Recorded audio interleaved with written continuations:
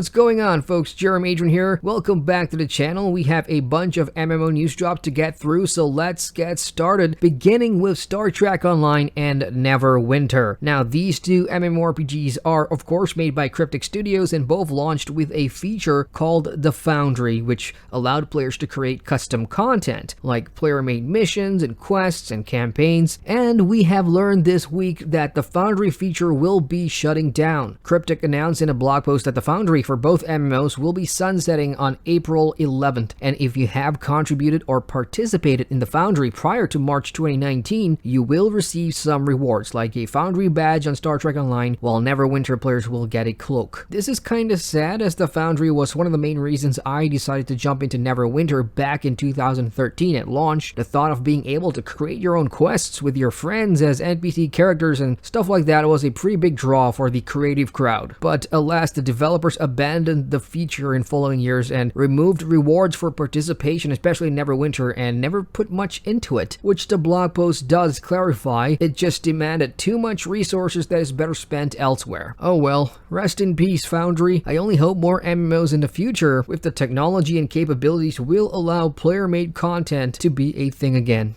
Okay, let's talk about what's happening over in World of Warcraft. Last week, Blizzard announced that the final two allied races for the Battle for Azeroth expansion, which are the Kultiran humans and the Zandalari trolls, are about to become playable on the 15th of March. So this week, we have the World Quest bonus event happening right now until next week to give you a boost if you haven't hit the Exalted reputation yet with either the Proudmoore Admiralty or the Zandalari Empire faction, both of which needs to be at Exalted rank before you can play as the new allied races. I myself am taking advantage of this. I just stopped doing world quests sometime after the expansion, but I'm pretty close to hitting Exalted with Proudmoore myself, so this is just as a PSA really. The world quest event is live. If you haven't yet, go get your bonus reputation boost from world quests if you're looking to unlock an allied race or something. The Elder Scrolls Online has some pretty big announcements this week. Let's start with the Prologue quest for the ELSWEYR chapter coming this June. The Prologue quest, which has been on the PDS since February that I didn't want to spoil for you folks with a preview video back then, well, it will be playable on live come the 25th of March. This is exciting as it sort of wraps up the tiny thread of story from the Wrathstone DLC dungeons and shows you exactly what happens with Abnor Tharn and the Wrathstone tablet, and of course that mysterious Khajiit that we see from the ELSWEYR trailer. And it all leads into the ELSWEYR chapter, so this is going to be fun. I will put out a video about this closer to launch, inspecting the entire thing, the story and everything about the Prologue quest. Otherwise, the Thieves Guild and Dark Brotherhood celebration event is now live on ESO as well, which means double reward drops and double harvesting resources in both the Hugh's Bane and Gold Coast zone. These two DLCs are also on sale for 1,000 crowns each during the event, although you should check Steam to see if it's cheaper there in your currency. The events are a good way to stock up on event tickets, as always, and I know some folks who've been waiting a long time to get your hands on the Brassy Assassin personality, which is back for this event, so you can pick it up in the Crown Store.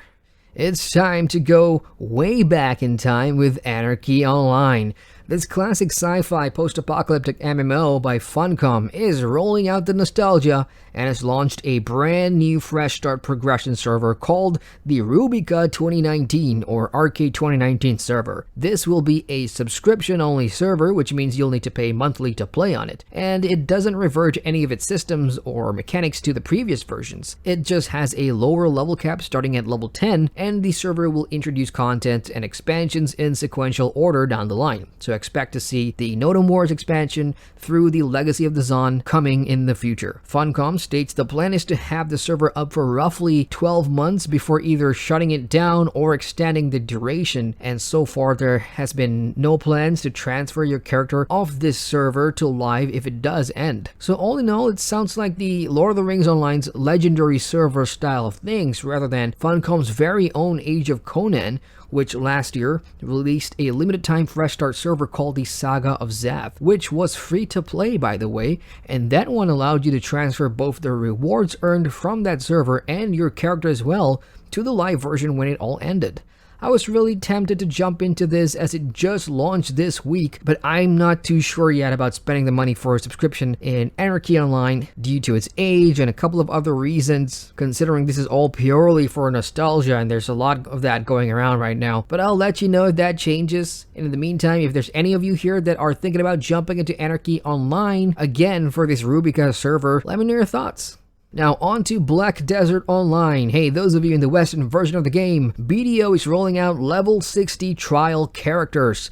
That's right, the game will now let you have a maximum of 3 trial character slots where you can immediately make a level 60 class character and check out the Battle Arena, the Red Battlefield, or the Arena of Arsha and the Savage Rift. This is actually a good thing as it lets you make a test run character for a class that you're perhaps eyeing to play or never played one before, and check out what the moves are, what the combos are at level 60 before you then commit and start grinding one up yourselves. Creating a trial character will give you a bunch of things in your inventory like basic weapons and a bag expansion coupon, and there's NPCs you can talk to in order to reset skill points too for your convenience. All in all, this is pretty handy. Now sticking with these guys, developers of BDO, which is Pearl Abyss, has also announced a brand new family-friendly MMORPG this week called Project V. On their official Facebook page, Pearl Abyss shared some concept art for this new kiddo-centric MMO, and of what we know about it so far, not much.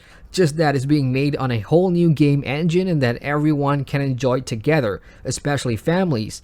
And they really are banking on marketing it as adorable as possible. I will reserve judgment until we see some actual gameplay footage, so let's file this under good to know. We also have some bad news this week. KRITIKA Online is shutting down, and Mass Entertainment has revealed that the Western version of KRITIKA will be officially dead come April the 30th. As a result, players cannot create any new characters in the NA and EU versions, and the cash shop is dead as well. The Korean version will still be continuing, but the developers has not shared any reasons for its closure in the West. But we can perhaps guess some reasons. The game being a free-to-play action MMO says it all. If it's not making any money, or if there isn't a player base anymore, then I guess it's gotta go. I did try KRITIKA Online at launch. It's only 2 years old. The combat system was probably the only thing I can give a thumbs up to, as it's built on directional aiming to execute your skills rather than having an action reticle, which is very common, or tap target. The anime style aesthetics were over the top in a good way, I suppose, but everything else about KRITIKA, from the game's story to the progression systems and the content, just felt very bland and uninteresting for me at least. Always sad to see an MMO go though. Now this one's interesting. Just last week someone asked me if I've heard anything about Bluehole's upcoming steampunk MMORPG, Ascent Infinite Realm, or AIR for short.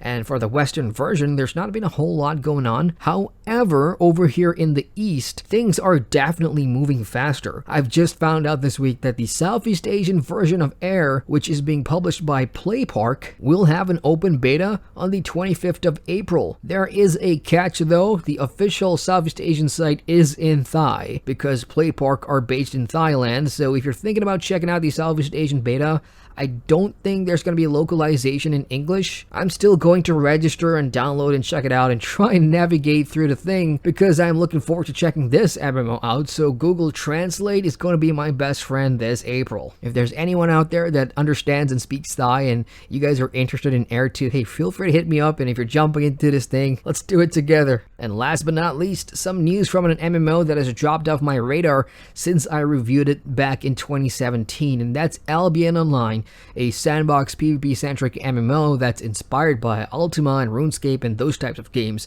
If you haven't seen my review for Albion, check it out in the card in the top right of the screen. So what's going on in Albion? The game will launch the OBERON update on March 20th. This is the 6th major post-launch update, which is bringing quite a few big features to the game, like randomized dungeons, new creatures and shrines, and a completely reworked tutorial for new players, which is good, because when I jumped into the early access 2 years ago before launch, the game had almost no features, hadn't even had its first major update, and definitely had a shitty tutorial. Albion is one of those games that don't do any hand-holding for new players, and you're just thrown into the wolves den pretty early on, which is pretty cool. And I'm guessing to attract new players, it's going to have to shake things up, and this might be one way to do it. I haven't been back for a very long time, obviously, so if there's any Albion players out there, hey, feel free to share your thoughts on the state of the game. And that's all I've got, folks. What's got you pumped up from this round of news drops? And if there's something I haven't covered here for a game that you play, feel free to share it with the rest of us in the comments. Hit the like button for the love of butter, and feel free to subscribe to the channel for more MMO content and get notified on all my latest uploads by clicking that bell icon. Once again, I'm Adrian, and I thank you for watching. Hey folks, thanks so much for watching that video. If you guys want to watch more, you can click the subscribe button at the bottom there or somewhere over here. And don't forget to hit that bell to get notified on all my latest videos. So I'll see you guys at the next vid. Take care.